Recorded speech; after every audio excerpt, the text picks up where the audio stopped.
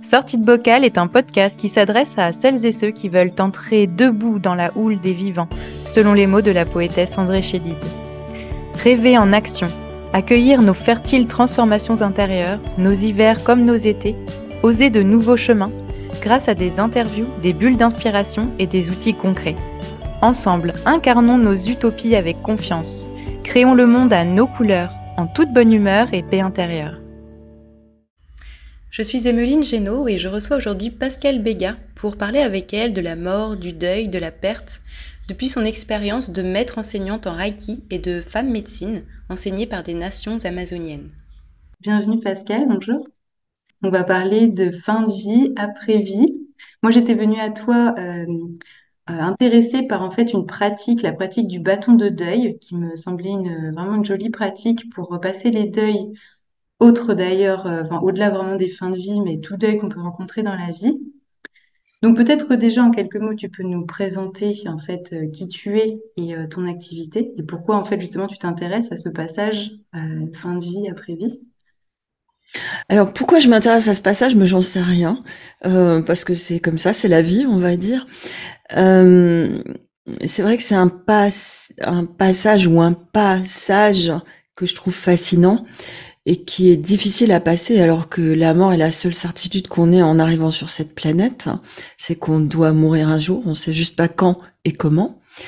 Et pour me présenter rapidement, donc tu l'as dit, je suis maître enseignante de Reiki depuis 2008 et j'ai vécu en forêt amazonienne où j'ai reçu des enseignements qu'on dit, nous, chamaniques, eux, ils disent hommes ou femmes médecine, précieux. Et c'est vrai que j'ai à cœur de les transmettre. Et le bâton de deuil, c'est une appellation sauce Pascal, je dirais, puisque en réalité, cet objet de pouvoir, qui est un objet de pouvoir amérindien relié à l'ouest sur la rune médecine, s'appelle l'attrapeur de vent. Et effectivement, il aide à faire des deuils, que ce soit des deuils d'êtres chers, des deuils de situations, de relations ou autres. Il aide vraiment. On peut faire plein de choses en matière d'aide à la fin de vie ou à l'après-vie, et dans le Reiki, et avec des rituels amérindiens. Et c'est vrai que j'aime bien relier les deux, et c'est pour ça qu'il y a toujours quelques plumes de forêt qui passent par-ci par-là dans mes enseignements. Alors du coup, quelle est la vision de ces nations, de ces tribus amazoniennes que tu as pu rencontrer, de ce passage, de cette fin de vie? Alors, elle est très différente de la nôtre. Nous, on vit comme si on devait jamais mourir. Et c'est une grande terreur pour nous enfin, pour la plupart des gens, que de mourir. On ne sait pas comment ça se passe, et puis, où est-ce qu'on va aller? Est-ce que c'est le néant? Et puis, on nous inculque ça tout au long de notre vie. Il faut s'assurer sur la vie, il faut faire son testament, il faut, etc., etc. Quand on se marie, on commence déjà tout de suite à parler de contrat de mariage et de fin de vie. Alors que pour l'Amérindien, en tout cas pour les Amérindiens que je connais, bah c'est naturel de mourir. Donc en fait, la mort, elle est pas taboue, elle est intégrée dans une vie quotidienne et on va la ritualiser, ce qu'on fait plus dans notre civilisation. On la ritualise pour que on passe cette période de tristesse qui va avec la fin de vie, en tout cas la tristesse des proches, qui va avec la fin de vie pour que ça se passe au mieux. Mais ils vont même plus loin. Dans certaines nations, les vieilles personnes, quand elles sentent qu'elles peuvent plus avancer, qu'elles deviennent trop vieilles pour être utiles à la tribu, s'enduisent de miel, vont en forêt, s'asseyent auprès d'un arbre et attendent que des fourmis viennent les dévorer. Donc il y a ça doit être très très douloureux parce qu'une piqûre de fourmi c'est pas cool, mais ça va très vite hein, en même temps. Quand on voit enfin des mètres carrés de fourmis, j'en ai vu personnellement. Donc c'est une manière de mettre fin à ces jours qui est utilisée encore aujourd'hui. Donc il y a une vision qui est d'intégrer la mort dans la vie, alors que nous on rejette cette étape qui est une étape obligatoire. Et on fait, chez nous, la mort tabou, même pas, quand on perd un proche, on n'a même pas le droit d'être triste. Il faudrait continuer à bosser, il faudrait continuer à avoir le sourire, il faudrait être dans la pensée positive, etc. Pour moi, c'est une gigantesque connerie. Il faut vivre cette tristesse, c'est un passage à vivre. Et toute notre vie, elle est faite de deuil. le premier deuil qu'on a à affronter, c'est quand on doit faire le deuil d'être dans cet endroit bien agréable qu'est le ventre de notre mère. C'est le premier deuil qu'on a à faire. Ensuite, on devra partir de la maison pour aller à l'école, un deuxième deuil. Et puis, on devra partir de l'école pour partir à la fac. Et puis, on devra arrêter la fac pour trouver un job, changer de job, changer de maison, etc., etc. Notre vie est une succession de deuils euh, qui sont là tout le temps et qui sont des étapes importantes. Avec, bien sûr, le deuil ultime qui est la fin de la vie. J'imagine que dans ces nations-là, les rituels viennent à chacune de ces étapes. Bon, ils partent pas forcément à la fac, mais je veux dire de passer d'un âge à un autre, peut-être de devenir parent, etc. Oui, il y a notamment tous les rituels de passage à l'âge adulte qui sont Oui, des rituels très on pense à importants. celui-là, ouais, bien sûr. Et puis il y a les rituels autour de la mort d'un proche. On parlait de l'attrapeur de vent, donc que moi j'appelle le bâton de deuil. Hein. L'attrapeur de vent, c'est alors c'est un objet de pouvoir. Un objet de pouvoir, c'est je peux donner du pouvoir à n'importe quoi. Je peux donner du pouvoir à cette tasse si je veux. C'est pas l'objet en lui-même qui prend du pouvoir, c'est le rituel qui va autour de la fabrication de l'objet qui lui donne son pouvoir. Et là, c'est un pouvoir qui permet de traverser plus vite des étapes compliquées. L'attrapeur de vent, il est utilisé rituellement chaque année à l'automne. L'automne, c'est la période reliée à l'ouest sur la roue de médecine. C'est le moment de lâcher prise, c'est le moment de laisser partir des choses. Et quand on va faire un attrapeur de vent, par exemple pour le deuil d'une personne chère, on va passer du temps. C'est un processus qui est long. Hein. Moi, un attrapeur de vent, le plus court que j'ai fait, c'est 3 jours. Et pour moi, ça prend en général plusieurs semaines, même si je connais bien ce rituel. On va mettre dessus les choses qu'on veut confier à l'univers pour qu'elles soient nettoyées, purifiées. Donc, par exemple, quand c'est le deuil d'un être cher, on peut le faire à d'autres périodes qu'à l'automne. On va mettre dessus tout ce qu'on a aimé ou ce qu'on n'a pas aimé vivre avec cette personne, et puis confier ça vraiment au vent. C'est pour ça qu'on appelle ça un attrapeur de vent, à l'univers, pour que ça soit régénéré, pour que ça reparte dans le cycle de la vie. Et c'est un rituel qu'on va utiliser, bien sûr, quand on perd un être cher. Le plus court dont je parlais, celui que j'ai fait en 3 jours, c'était pour la perte d'un de mes chiens, qui a été difficile, mais j'avoue que traverser ce deuil en 3 jours, c'était plutôt très désagréable pendant la traversée du deuil, mais après c'est fini, c'est terminé, on n'en parle plus, quoi. Et puis j'en ai fait pour des relations amoureuses que j'arrivais pas à finir, enfin pour une relation amoureuse que j'arrivais pas à finir, pour des changements de job, pour changer d'endroit d'habitation, etc., etc. Enfin, par exemple, quand j'ai dû revenir vivre en métropole et plus en Amazonie, alors que mon choix c'était de vivre en Amazonie, eh bien j'ai fait un bâton de deuil parce que c'était une étape compliquée de ma vie. C'était pas vraiment mon choix. C'était lié à des problèmes de santé et je pouvais pas faire autrement. Mais c'était pas du tout un choix. C'était compliqué. En fait, ça aide à passer ces étapes. Alors, il y a toute cette aide-là, et puis il y a aussi ce qu'on peut faire avec le Reiki. Et avec le Reiki, on peut aider. C'est vraiment 2 choses qui pour moi sont complémentaires. J'utilise les 2 quand j'ai une question de deuil, un sujet de deuil à régler. En fait, quand j'ai une personne chère qui est en fin de vie, je vais pouvoir l'aider en lui donnant du Reiki. Ça va l'apaiser, ça va l'aider à passer ce passage qui est pas évident. Et ça peut soit retarder le moment du décès, soit l'accélérer. On sait que la période d'agonie, qui est une période très douloureuse à vivre pour la personne qui est en train d'agoniser, est une période qui permet de régler des choses qui n'ont pas été réglées au cours de la vie.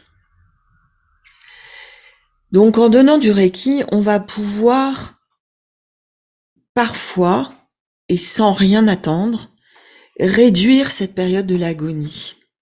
Ou tout au moins inviter la personne qui est en train de mourir à dire ce qu'elle a à dire, inviter les proches à venir pour écouter ce qu'elle a à dire, pour que tout puisse être dit avant qu'elle puisse partir. Et bien souvent, des personnes se retiennent de mourir parce qu'elles n'ont pas encore dit ce qu'elles avaient à dire.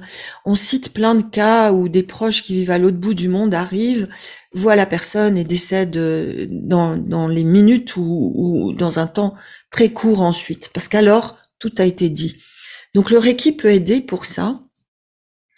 Et ensuite, le Reiki, en fait, on sait que l'âme continue à vivre après la mort. Il y a plein d'études qui ont été faites aujourd'hui et c'est des choses qui sont transmises traditionnellement dans des traditions comme le bouddhisme. Et Mikao Usui, qui a retrouvé le Reiki, était un moine bouddhiste, même s'il n'y a pas d'obligation d'être bouddhiste. Je ne suis pas bouddhiste pour pratiquer le Reiki. En fait, on sait que l'âme continue à vivre et qu'elle doit monter dans des plans vibratoires pour rejoindre, je vais simplifier, la lumière. À partir du 3e degré de Reiki, on peut aider l'âme à monter dans ces plans vibratoires pour rejoindre la lumière et qu'elle reste pas dans ce qu'on appelle des bases égrégores, qu'elle soit pas une âme perdue, si je peux m'exprimer ainsi, mais qu'elle puisse trouver la paix et l'amour dans cette lumière. Et ça, c'est des choses qu'on apprend à faire avec le 3e degré de Reiki.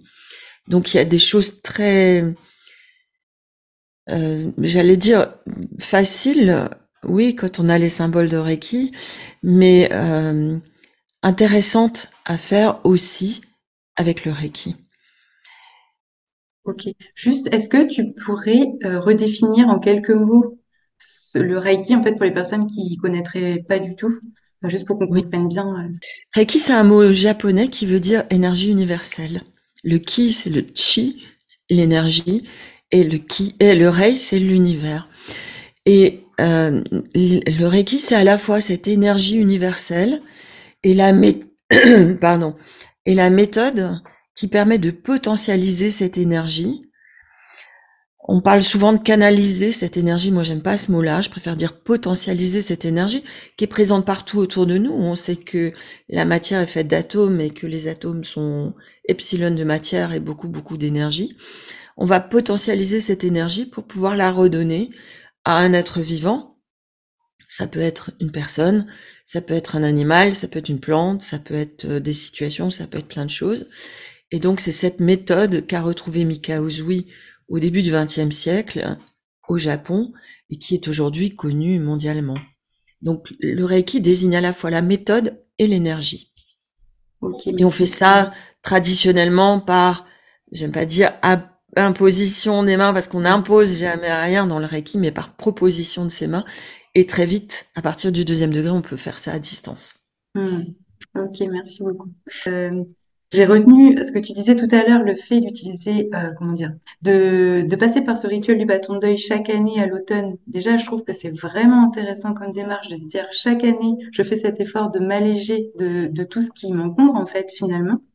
Je me demandais aussi si dans ce rituel, il y avait aussi, enfin, comment ça paraît évident quand je te pose la question, mais toute une part de célébration aussi, j'imagine, de ce qu'on laisse aller. Je sais pas si c'est enfin, comment dire, si c'est vraiment le terme qu'il faut employer.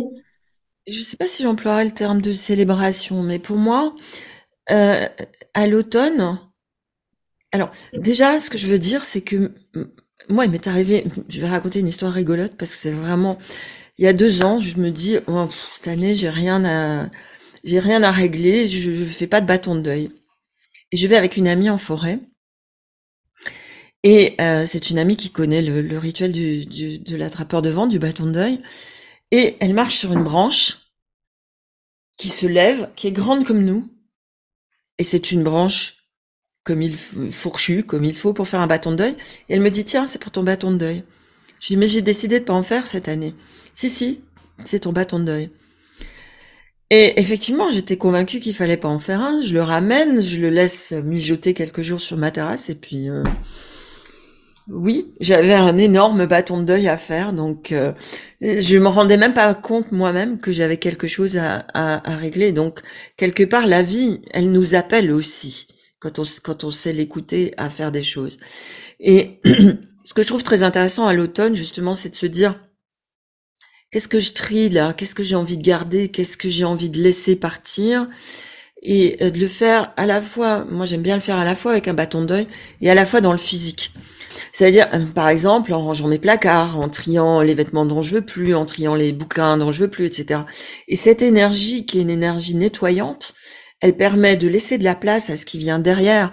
Le nord sur la roue de médecine, le nord, c'est l'hiver, c'est ce qu'on est en train de vivre au moment où on tourne, et c'est aller à la rencontre de soi-même, de sa sagesse intérieure.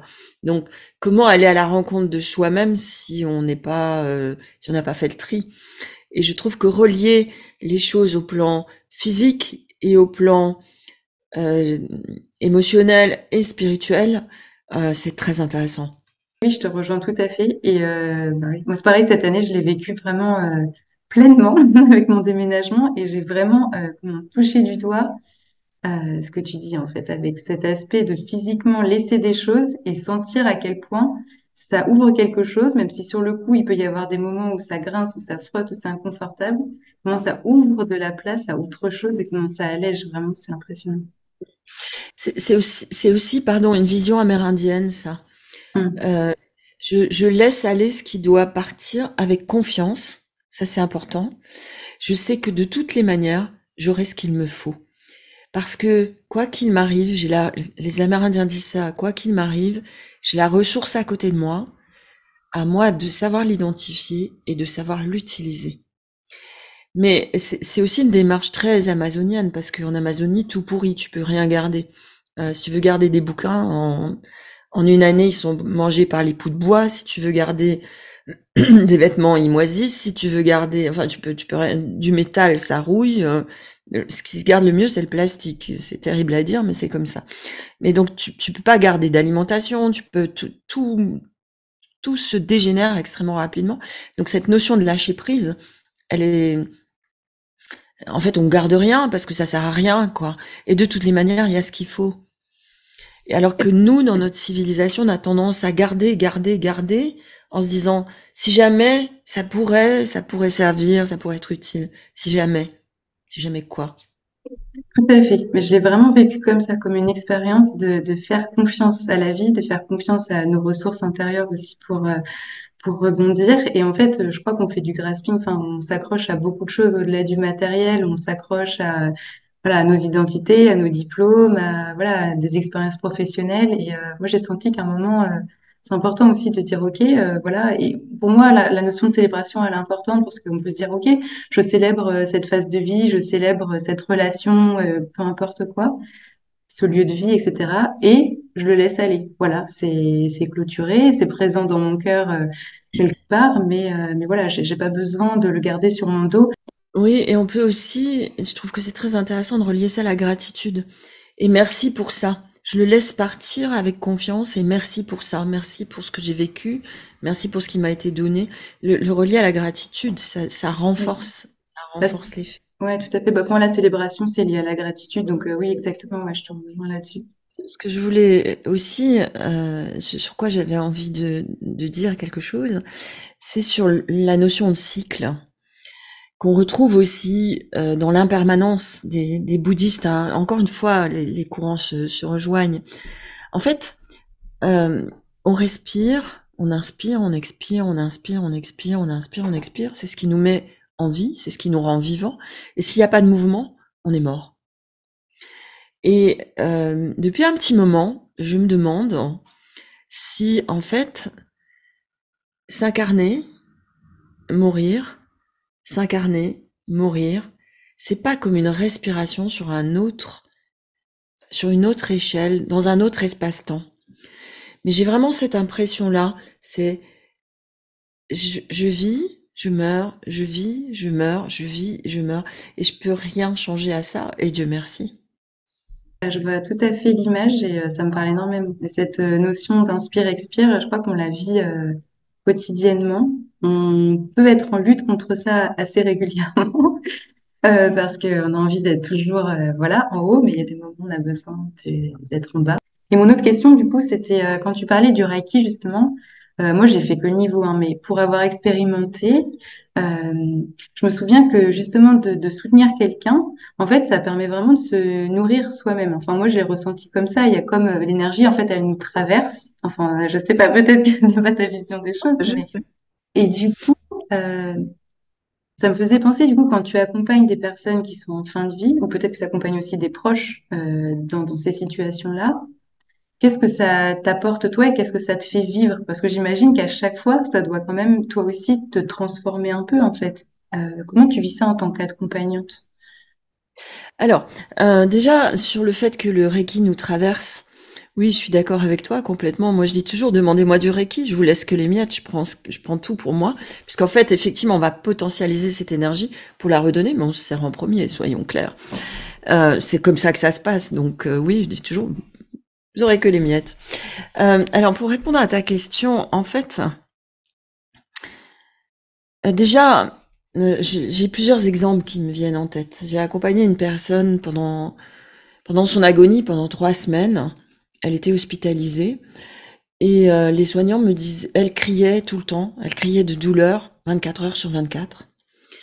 Et les soignants me disaient qu'elle ne s'arrêtait de crier que lorsque j'étais là. Moi, si tu veux soulager la souffrance de quelqu'un comme ça, bah, ça me donne une grande joie, quoi.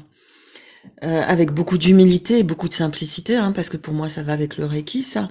Mais aider quelqu'un comme ça, oui, je me dis que bah, j'ai fait mon job dans la journée, quoi. Enfin, mon job de femme, c'était même pas, j'enseignais pas le Reiki à l'époque, hein, j'étais déjà 4e degré de Reiki, mais j'enseignais pas le Reiki à l'époque. Et j'avais vraiment l'impression de faire mon job d'humaine, quoi. Enfin, venir en aide aux autres. Après, j'ai longtemps accompagné ma mère. Euh, J'ai accompagné ma mère qui a décliné pendant 2 ans. Ma mère a peu souffert, mais elle a décliné pendant 2 ans. Et je me vois partir un jour pour quelques semaines en Amazonie et maman me dire, mais tu seras pas là quand je vais mourir. Et moi lui dire, si, je serai là, je sais, je serai là, t'inquiète pas, je vais t'accompagner. Et de voir ce sourire qu'elle a eu à ce moment-là, elle était rassurée parce qu'elle savait que je serais là pour l'aider à faire ce pas qui est pas évident euh, à faire. Enfin, même si je suis très rassurée par rapport à la mort, je me pose quand même des questions. À l'âge que j'ai, on commence à s'en poser. Comment, au moment, à l'instant T, je vais vivre ça, même si je sais plein de choses. Et oui, d'avoir vu ma mère comme ça, très apaisée, parce qu'elle savait que j'allais pouvoir l'accompagner avant, pendant et après. Euh, oui, j'ai envie de dire, c'est de l'amour, point, quoi. Il y a pas, c'est comme ça que je le qualifie, c'est juste aimer. Je trouve ça beau ce que tu dis, dans le sens où effectivement, comme tu dis, c'est un peu notre boulot d'être humain aussi, de nous accompagner les uns les autres dans nos passages, dans nos différents passages. Moi, je me suis plus intéressée à la naissance et donc je me suis beaucoup intéressée au fait de naître le plus naturellement possible, évidemment avec voilà le bénéfice de tout ce qu'on a pu développer au niveau médical qui permet d'éviter voilà des drames, etc. Mais de pouvoir revenir dans la plupart des cas à quelque chose où en fait voilà, et les doulas c'est très beau pour ça parce que c'est une femme qui accompagne une autre femme et c'est totalement naturel et ça permet de vivre le processus en profondeur. Finalement, c'est aussi voilà le rôle des femmes, comme tu disais, notamment des femmes qui atteignent une certaine expérience de vie, recul sur la vie, de pouvoir justement accompagner des plus jeunes à vivre ces passages avec toute l'expérience qu'elles ont pu acquérir. Donc, c'est Il y a deux choses dans ce que tu dis. Euh, la première, c'est que j'ai failli mourir il y a 11 ans. Et je me souviens avec un bonheur infini de cette main d'une infirmière qui m'a tenu la main quand je partais dans le coma. J'ai eu l'occasion de la remercier après quand je suis revenue à moi. Mais ce moment où tu te sens partir et où quelqu'un te tient juste la main, juste te tenir la main, c'est quelque chose d'extrêmement précieux. Et ça, je veux vraiment en témoigner.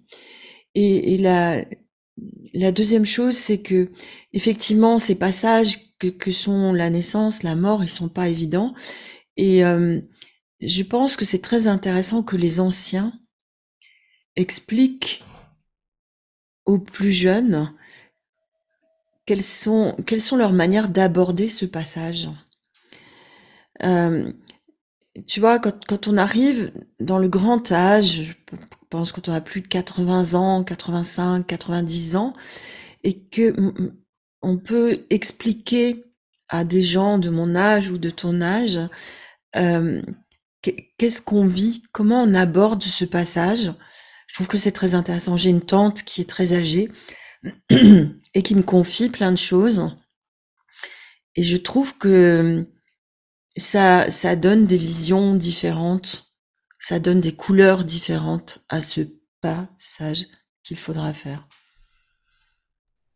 Mais Ouais, ouais. c'est des transmissions qu'on n'a plus beaucoup aujourd'hui parce que bah, les vieux, on les case dans des EHPAD et puis on les écoute peu, alors qu'ils ont toute cette sagesse à accumuler, toute cette vision à, à transmettre. Oui. Ouais.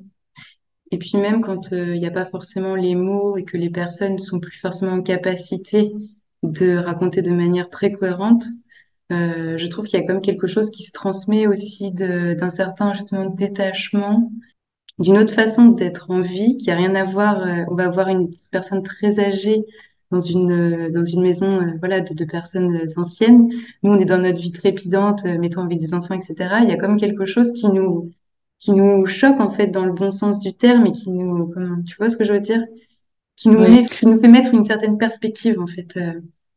Et c'est vrai que j'ai une chance énorme parce que j'ai pu accompagner ma mère pendant 2 ans. Ma mère déclinait petit à petit. Et j'allais la voir tous les jeudis après-midi. Il y a des après-midi où elle roupillait tout l'après-midi, puis il y a des après-midi où elle était beaucoup plus alerte et où on a partagé énormément de choses. Euh, et ces partages-là, ces moments-là, ils sont extrêmement précieux. Et moi, ils m'ont aidé à vivre ce deuil de ma mère de manière très sereine. Et je pense qu'elle, ça l'a beaucoup aidée aussi. Mais je pense que ces moments-là, c'est finalement des moments privilégiés où il y a des transmissions qui se font et qui sont des transmissions importantes. Il y a aussi des choses qui se disent qu'on se dit pas autrement. Et je pense que ça, c'est vraiment à ne pas négliger. Merci de le rappeler et de montrer à quel point c'est précieux ces moments-là, effectivement. Et puis, j'ai vraiment la vision de ces moments de la petite enfance et de la grande vieillesse. On dit souvent que les personnes très, très âgées, parfois, elles retombent en quelque sorte en enfance. J'ai la vision, là, tout d'un coup, tu sais, comme si nous, on était un peu dans le creux de la vague et eux, ils sont déjà un petit peu, tu vois, les enfants comme les personnes très âgées, un peu au-dessus, sur quelque chose qui vibre différemment. Et tu vois, du coup, ça nous permet de toucher ça, en fait, en fréquentant autant des petits enfants que des personnes très âgées. Je suis complètement d'accord avec toi. En fait, ils sont encore ou déjà un peu sur d'autres plans de conscience.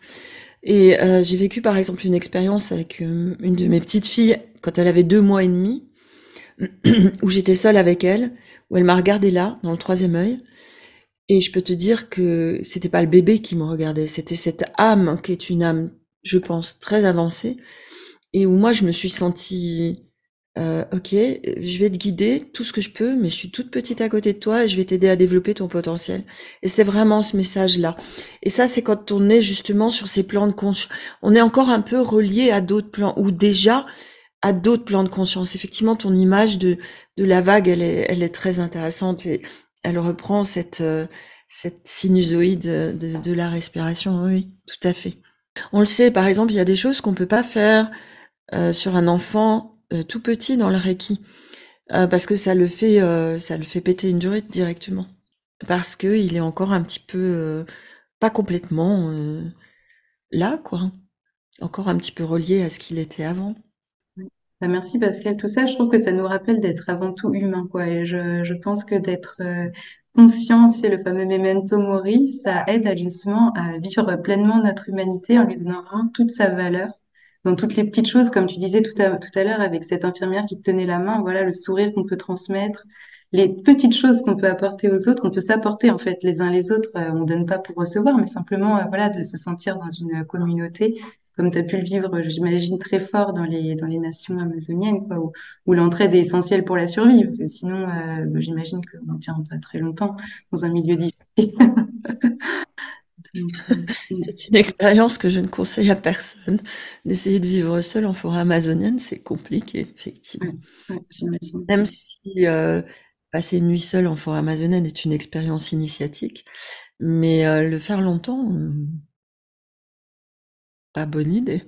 Est-ce qu'il y a autre chose que tu aimerais partager justement sur ces passages, sur ce passage, notamment voilà, avec l'apport du Reiki et des sagesses amérindiennes? Le message que j'ai envie de faire passer, c'est essayer de comprendre ce que c'est que la mort et la vivre, même si ça peut paraître contradictoire, la vivre pleinement et essayer d'avoir confiance dans ce qui se passe après. Et oui, penser qu'on peut être aidé à la fois pour traverser un deuil avec le bâton de deuil et à la fois pour vivre sa mort avec le Reiki. Mais on a parlé de la mort des personnes, mais on peut mieux vivre aussi certaines situations de rupture avec le Reiki. Le Reiki est très aidant pour ça. Mais je crois qu'il n'y a pas de mal à se faire du bien, en fait, et puis à essayer de faire les choses le plus sereinement possible dans l'accompagnement aux autres, parce que cet accompagnement, il nous nourrit finalement aussi. Oui, c'est ça que je ressentais quand tu parlais, effectivement. Oui, ouais, ouais, tout à fait. Et en même temps, tu dis, effectivement, il n'y a pas de mal à apaiser ce passage, et en même temps, tu dis de le vivre pleinement. Et ça me faisait penser, tu sais, à toutes les histoires qu'on entend d'enfants qu'on a essayé de protéger du deuil d'un proche et qui finalement ont vraiment comme manqué une étape qui leur était nécessaire de pouvoir se confronter à ça. Et j'imagine que nous, même en tant qu'adultes, comme tu disais, voilà, il y a des situations qu'on traverse, on a besoin de traverser ce deuil parce que sinon, bah, comme on disait au début, voilà, on reste figé dans un truc où on reste alourdi de quelque chose par la... En fait, si tu veux, avant, le deuil, il se vivait dans une communauté. Et les proches, les voisins, les amis venaient ritualiser, comme on le fait encore dans des civilisations, par exemple chez les musulmans, où toutes les femmes hurlent leur douleur là, avec les you-you, etc., où on vit cette tristesse, où on vit ce qu'on a à vivre. Aujourd'hui, on ritualise plus rien. On lave plus les morts, on évite d'aller les voir au funérarium, etc. Et effectivement, les enfants ont plus cette proximité avec la mort qui finalement est naturelle.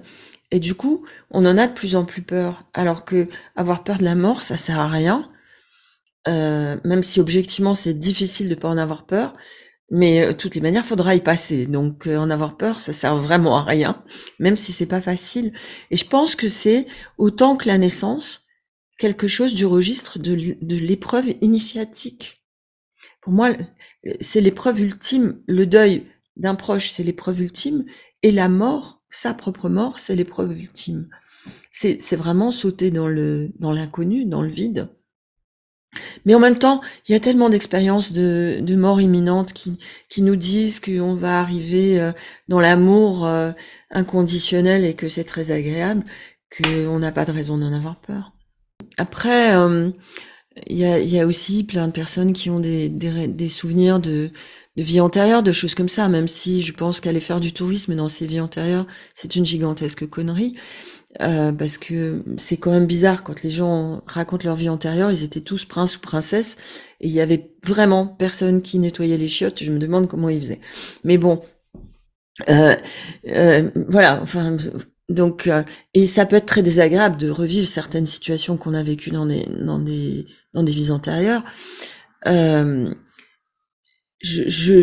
je pense que effectivement, il y a quelque chose après. Mais c'est une conviction qui est très personnelle. Je pense qu'effectivement, si on s'est incarné, c'est aussi pour vivre cette expérience-là. Merci Pascal. Et puis du coup, si on a envie de découvrir ce rite du bâton de deuil, on peut aller voir sur ton site Plume de Forêt. Et Oui, alors il est dans l'onglet Sagesse amérindienne, aussi le rituel qui est relié à l'Est sur la rune médecine. Donc au printemps, on fait semer des graines et de voir ces projets pouvoir s'épanouir. Et je suis en train de tourner le Nord sur la roue de médecine avec l'objet de pouvoir qui est l'attrapeur de rêve, qui permet d'aller à la rencontre de soi-même. C'est bien loin d'être un objet de décoration. C'est vraiment un rituel très précieux de fabriquer un capteur ou un attrapeur de rêve. Et ça protège pas des cauchemars. Les rêves, c'est pas ça pour l'Amérindien. Les rêves, c'est sa vie. Oui. Bah, dommage. Non, je plaisante. Je plaisante. Non, mais je comprends tout à fait l'idée. Ouais. Ah bah génial, hein, vraiment, ça donne envie de découvrir tout ça. Merci Pascal, au revoir à toutes et à tous. Merci à toi qui nous regarde, qui nous écoute. Et bonne journée à vous tous et à très bientôt. Si vous avez aimé cet épisode, n'hésitez pas à commenter, à laisser une appréciation, à vous abonner ou encore à le partager avec vos amis. Un grand merci, à bientôt.